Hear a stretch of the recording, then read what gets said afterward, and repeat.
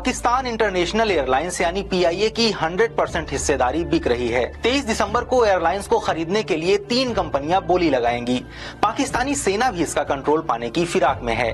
PIA बिकने के बाद ही आईएमएफ लोन की अगली किस्त जारी करेगा। नमस्ते, मैं हूं आदित्य।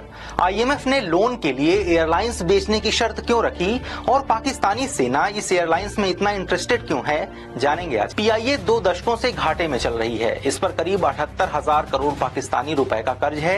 2020 में कराची में हुए प्लेन क्रैश के बाद एयरलाइंस की छवि को और ज्यादा झटका लगा। हादसे में 96 लोगों की जान गई थी। जांच में सामने आया कि पीआईए के 260 से ज्यादा पायलट के पास फर्जी लाइसेंस है। यूरोप और अमेरिका ने पीआईए की उड़ानों पर बैन भी लगा दिया। ये रूट एयरलाइंस को सबसे ज्यादा प्रॉफिट कमाकर देती थी, इसलिए बैन लगने से घाटा और बढ़ने लगा। हालांकि पाकिस्तानी मीडिया रिपोर्ट्स की माने तो सरकार आईएमएफ के लोन की शर्तों के चलते पीआईए को बेच रही है। 2023 में पाकिस्तान आर्थिक कंगाली की कगार पर खड़ा था। तब पाकिस्तान सरकार ने अर्थव्यवस्था को बचाने के लिए आईएमएफ से बेल आउट यानी कर्ज की मांग की। आईएमएफ पैसे देने को तो मान गया, लेकिन सरकार के सामने 64 शर्तें रख दी।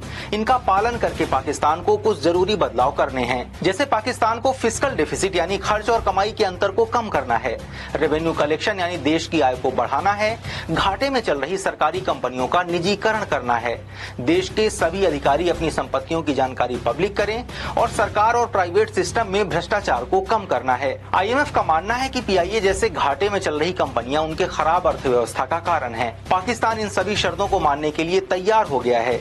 इसके बाद ही आईएमएफ ने किश्तों में $7 अरब यानी करीब 63,000 करोड़ रुपए का कर्ज मंजूर किया। अब तक पाकिस्तान को 30,000 करोड़ रुपए मिल चुके हैं।